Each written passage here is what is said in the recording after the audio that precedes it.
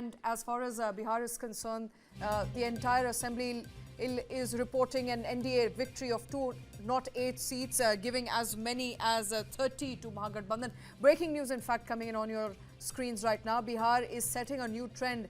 Regional parties are in fact trumping Congress. Congress has been reduced now to merely 1 seat.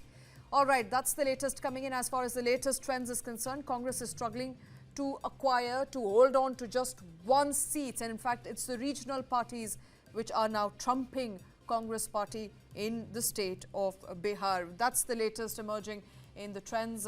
When we look at coming from Bihar Assembly, Congress party has now been reduced to just 1 seat. Sarul Patel, what are you making of that number? Just 1 seat. I think these are some of the closely contested seats. So I think I will wait till the last round. And I don't think that our tally is going to be anywhere close to the number that is flashing currently. Okay. We'll perform better. What are you expecting? Well, I think we will touch double digit, that's for sure.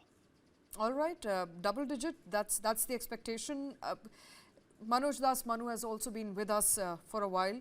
Manoj Das Manu, you know, given that Congress is performing abysmally there, your numbers are also emerging, looking far better. But when compared to the BJP, you're still at about 80. BJP is holding on to about 95 seats. It looks like the Modi wave has usurped at least Nitish Kumar wave. Madam Shwetaji, this is not only Modi. This is the Modi and Nitish. Congress की तो बात ही अब करना बेमानी होगा बिहार की राजनीति में।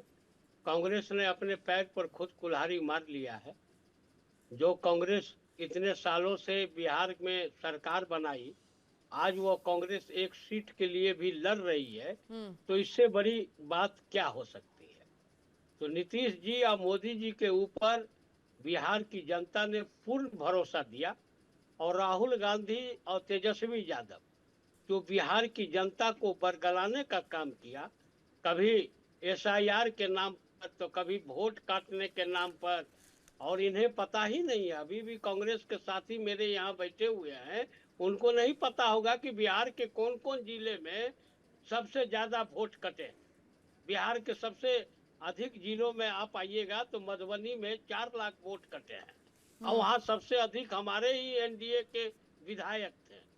तो श्वेता जी आप बताइए कि जब हमारा ही वोट कट गया, हमने सारा वोट इनका चोरी कर लिया, उसके बाद इस किस बिहाफ पर कल तक बोले जा रहे थे कि हम सरकार बना रहे हैं, हम सरकार बना रहे हैं, और उसके बाद बिहार को नेपाल के हाल करने का, बांग्लादेश के हाल करने का इनके सहयोगी पार्टी के नेता बोलते हैं, इनके मुंह से एक चूं शब्द भी नहीं निकलती है। तो आप इसी से सोच लीजिए, अंदाजा कर लीजिए। मैं तो ये कहा था कि कम से कम 5 सीट कांग्रेस को आ जाए, लेकिन अब वो 1 सीट पर ही अगर जनता उनको रखने का प्रयास कर रही है, तो इसमें तो न मेरा कुछ जाएगा न आपका कुछ जाएगा। ये तो जनता के आकांक्षाओं के अनुरूप ये सीट है जी। लेकिन मनु जी, कहना थोड़ा अभी जल्दी होगा कि क्या एक ही सीट तक कांग्रेस सीमित रह जाएगी, क्योंकि अभी ट्रेंड्स आ रहे हैं, नंबर्स आ रहे हैं, नंबर आते रहेंगे शाम तक, और कांग्रेस पार्टी का कहना है कि डबल डिजिट सीट्स वो लेकर जाएंगे। तो इस जिंदगी में डबल डिजिट अब बिहार में नहीं आने वाले हैं।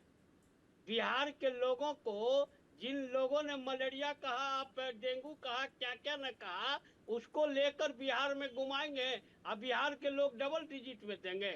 अरे वो तो हमारे नीतीश कुमार जी का मानिए, 2010 में 4 सीट पर अटके हुए थे। 2015 में नीतीश जी ने जब इनका साथ दिया तो ये 27 सीट पर आ गए थे, और जब नीतीश जी ने साथ छोड़ा तो 19 सीट पर आ गए, 5 विधायक भाग गए। और अभी आप कह रही डबल डिजिट, मैं अभी भी कह रहा हूँ कि डबल डिजिट आ जाएगा तो मैं बिहार छोड़ दूंगा।